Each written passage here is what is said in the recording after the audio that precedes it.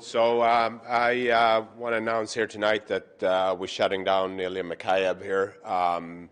He got injured September 25th, hurt his ACL. He will go into surgery here. Credit to Ilya, been playing on basically one knee here, and our medical staff preparing him for all the games up to this point. I think that shows a lot about Ilya's character and will to play for the Vancouver Canucks here. So timeline, we will know more after the surgery here next week, and he will be ready for training camp. Is that the main time, the timing around the decision is to make sure he's good to go? Yes, correct, camp? yeah. Just timing-wise, why now? Why not, a month ago? Why not Christmas? Why not a month from now? Well, I think Ilya wanted to continue to play, and our medical staff did a tremendous job here preparing him, and we felt that at this point this will be in the timeline to start the training camp. And just in terms of the actual injury, he's dealing with an ACL problem. Is it? I mean, obviously it's not so substantial he couldn't play, so you must be not that concerned about it going forward. Well, it needed a surgery, and so again, I think you're basically playing on one knee here, and it speaks highly about his pain tolerance and what he's willing to do. Just on injuries, is there an update on Thatcher Demko and his sort of timeline and a plan perhaps for him after the break? Yeah, obviously we're getting into a break here for 9 days, which is for him a little bit of a tough one. But I would say at this point, it's hard to say, but I would say 3 weeks maybe. Do you have an update on Will Lockwood? Will Lockwood is in the concussion protocol, so he will be another couple of days. I just have to go back to Mikheyev. Is there a reason why he was not shut down earlier? Well, as I said, our medical staff did a tremendous job here and made him ready to play every game. So, again, this is a discussion with Ilya and our doctors and our medical staff, and the timing was right here now. Ilya wanted to keep playing. He wanted to keep playing. What does this mean for some guys in Abbotsford that might be getting an opportunity here pretty soon? Well, hey, when a player like Ilya goes down, there's a great opportunity for someone else to grab that ice time, and hopefully we have guys being ready to stepping in here. And in the short term, will Lane Peterson be sent down to Abbotsford if he clears waivers tomorrow? Correct. That was the purpose of the transaction here today. This, in the end, a statement like this is saying we're being realistic about what's to come this season. It's just basically saying we're now looking at the next version of the Canucks. We're not worrying about the playoffs anymore. Well, we're 27th in the league, and really bad in a lot of underlying metrics. So yeah, we're a long way to go here. And again, for me, it's not about the wins and losses. It's about the process, playing the right way, and finding our identity as a hockey club here again. Is that part of the reason why you brought Rick in?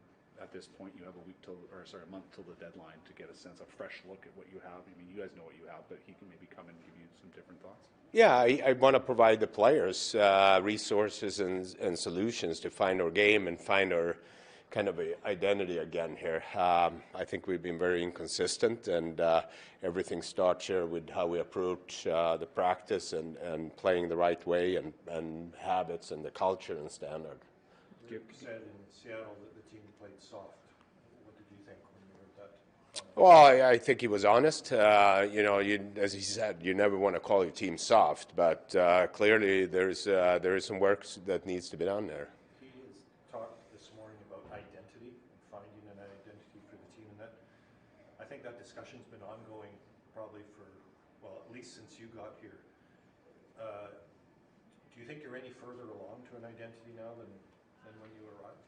Well, again, Rick is coming in here, his first week, so obviously him and I have a lot of discussions and talk, getting on the same page here and how we want to approach and attack the group. But definitely, to be honest, the identity has been missing of our team. I think it's hard to kind of predict night in and night out what you're gonna get from our group, and moving forward, that's something we're going to set a stamp on here.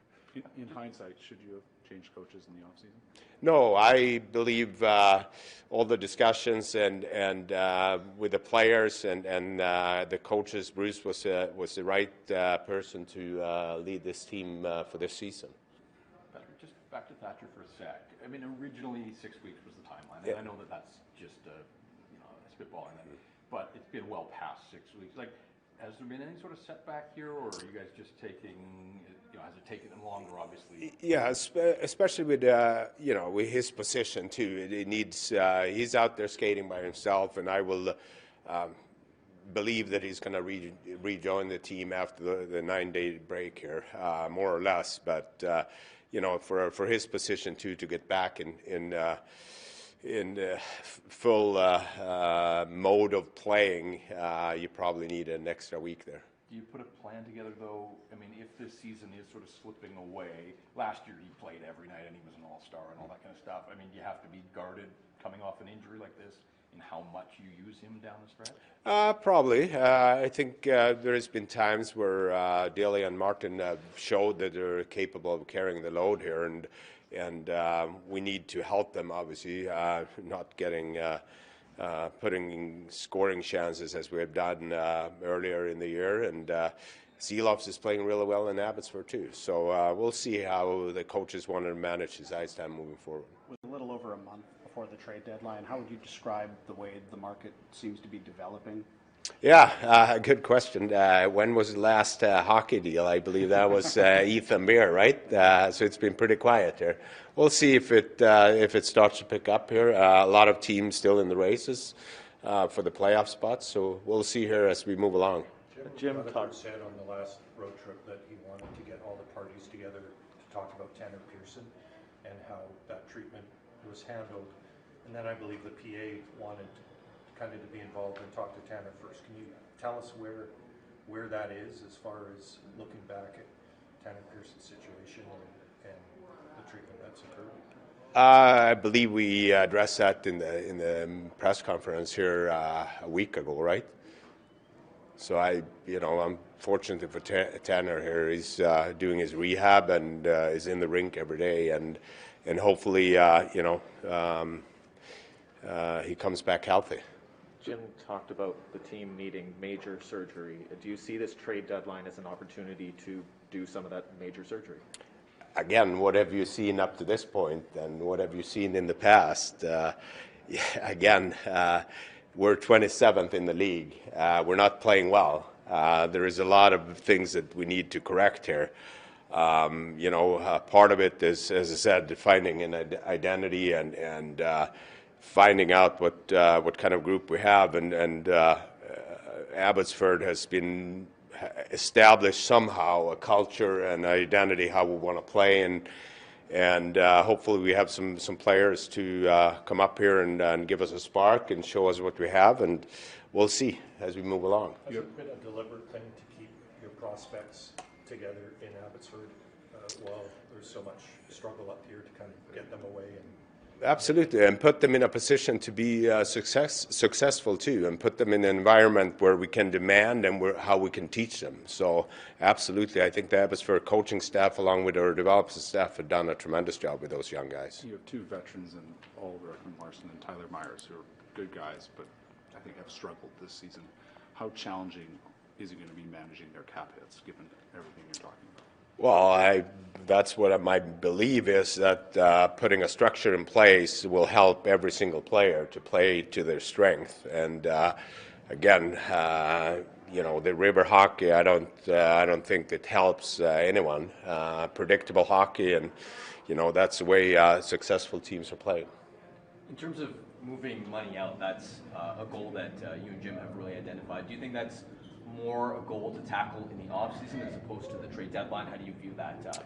Yeah, as I said, it's been a challenge for sure, and look around the league there. Going back a couple of years ago, I don't think anybody predicted that the cap would be somehow flat for the last 2 years. So, some of those deals are more likely to be done in the off-season. Yeah. Patrick, do you think you have enough with the current roster without major surgery to run it back next year with the same coach, similar looking roster to be a playoff team, or do you think you need that major surgery? Well, again, we're sitting here today and we're not happy. I'm not happy. The players are not happy. Obviously, there needs to be a change, and it's on us and the coaching staff here now to find solutions and how to play and who would fit into the way we want to play. When Rick talked about trust a lot, I'm sure this is the coach that you trust, you have in a spot. How important is that for a management group to have the coach that you guys trust the most right now? Well, again, trying to create this environment where the players feel safe coming in there every day, knowing what the expectations are, knowing what the roles are, so we can demand more out of the players. And feeling safe or feeling trusted is that you trust your system, you trust how you play, you trust what you do, and you trust the process. And that's, in the end, if you trust that, that's where the result's going to come. Two more, please, then we'll go to the room. You have Niels Höglander and Vasily Podkolzin are kind of the obvious names, played a lot of NHL games. Is there any other names? Like, is Daniil Klimovich too young? Is Linus Karlsson need more time in North America? What are some other names down there in Abbotsford? Yeah, I'm very happy and pleased with a lot of them's progress. I think the young ones, Klimovich, his 5-on-5 play, his attention to details, Baines is coming along really well. Linus Karlsson has been pretty consistent over the years, so I hope we can see some of them getting a chance up here as we move along. And in the small sample size this week, is there anything that you've been able to sort of identify with the new coaching staff? Like, what have you seen that you've liked or that you want to see more of? You know what? I've been happy with the collaboration and the involvement from everybody. There's a lot of communication going on and kind of understanding how Rick wants to play, and there is a change. And unfortunately, we only had one practice, so I assume he wants to have 10 under his belt there moving forward. But I think his communication, the way he wants to embrace the opportunity here and attack the group, I've been very impressed by that in a short period of time.